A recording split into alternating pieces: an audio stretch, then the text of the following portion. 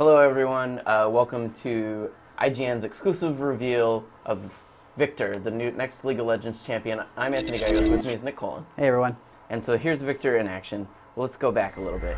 So we'll start by going over some of Victor's powers. The first tier that you're seeing, this is his ultimate. He basically can summon this storm cloud. It's called Chaos Storm, right? Chaos Storm, yeah. Mm-hmm. So this is it's a mobile area of effect spell. And basically what it does is it instantly keeps moving, but then anywhere Victor clicks or he shoots a spell, it starts moving in the direction of that.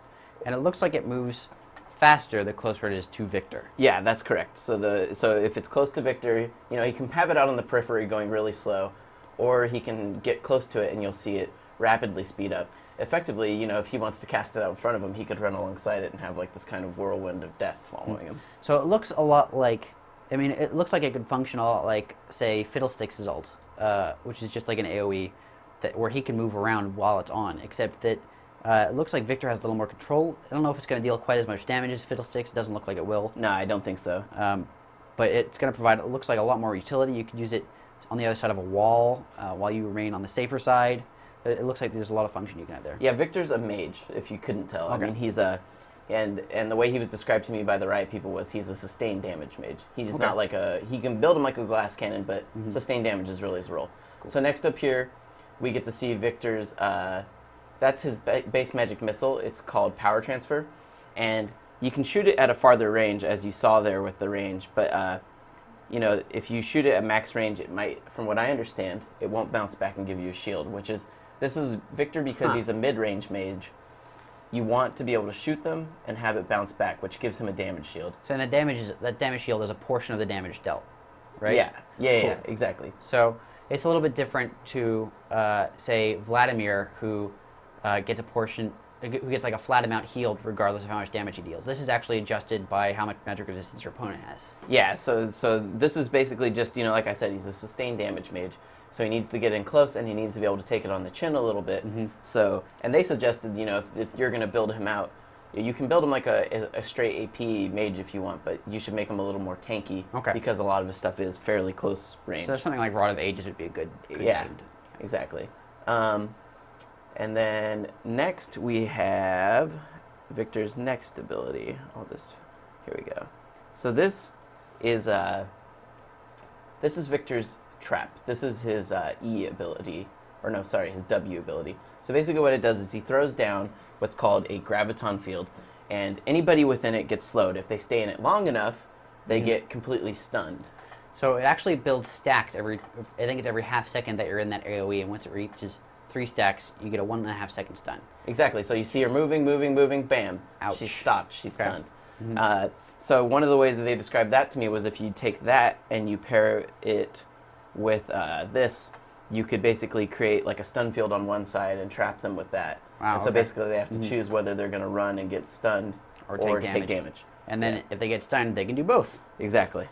So, that's how he can become particularly nasty. The final and probably coolest visual effect of Victor's abilities is his Death Ray, which you see here. So it has that, first off, you select the area of effect. Nice. You select anywhere in that area of effect for it. It hits instantly at the starting point and then does a skill shot from there.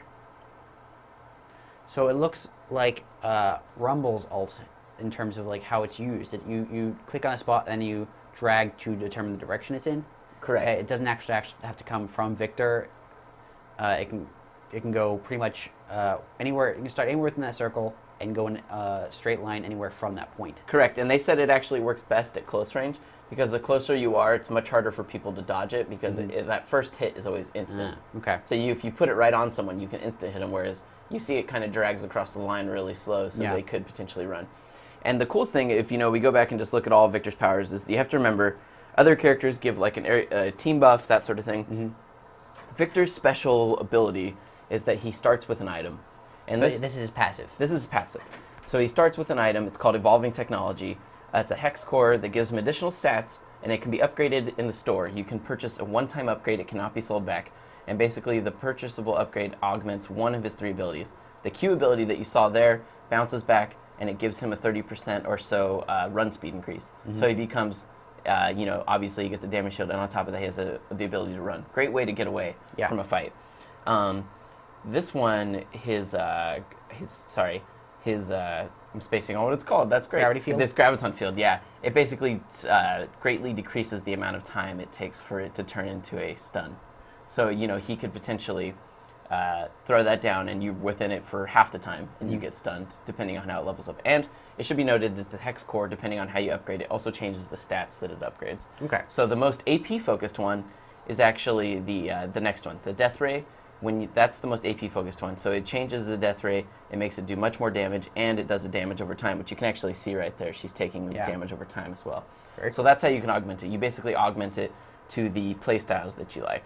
So you could really be a support character with that AoE slow and stun. You could be a DPS caster with the Death Ray, or you can be sort of a tanky DPS with that shield absorb and get it in and out, maybe a little bit more assassin style. So this is him in action. Yes. Now I just want you to rewind it a little bit because something important just happened there. While he's casting that Death Ray, he's running while that's casting. Yeah. So he can actually run. He can cast that on the fly. There's no cast time. It's purely instant, and it continues to channel while he's moving. That's a big deal. Right there, he shot Shaco with the thing to give him a damage shield, shot the Death Ray, and then put down the shield to stun Shaco. And then hits him again with another magic missile to give himself a shield again. So he's popping that pretty fast. We'll go back just a second. That is, now I just want to point out that he moved his ultimate right around the corner and helped get that kill. That was very cool. Yeah. And as you see, he's constantly popping that damage shield, Yeah.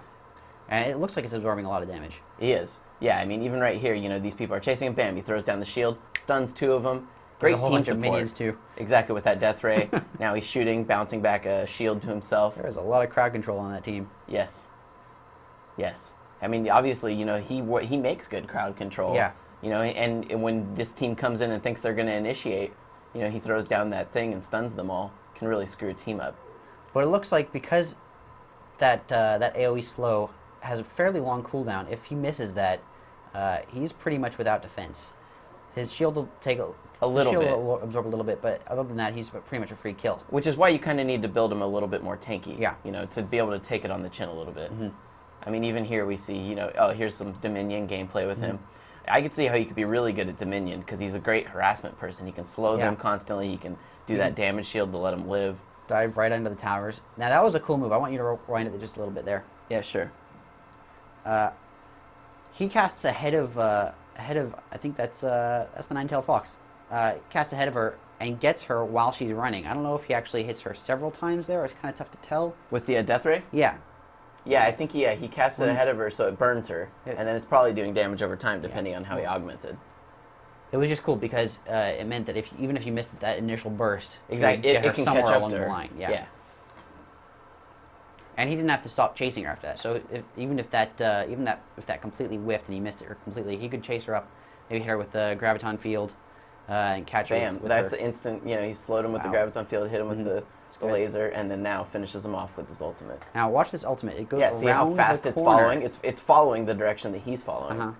That's very cool. Yeah, it effectively makes him that's dangerous when he's chasing after you. Yeah, it basically turns into Fiddlesticks, but without a teleport and a little more mobility. Yeah, I mean, he's a really cool champion. The fact that you can augment his abilities, change him into these various things, you see that with the team member who does good damage, I mean, he can become, pretty formidable. Yeah, I don't know how much damage he'll be able to do on his own, but it looks like he'll be able to fit into virtually any caster role he feels like, which is something I primarily play support characters, so I think I'll actually be able to appreciate that, where I'll have the flexibility to fit my team almost on the fly. Yeah, he's a really cool looking champion. I like him. We cannot wait to play him. Yeah. For more on League of Legends and as well as future champion updates, keep it locked to IGN.com.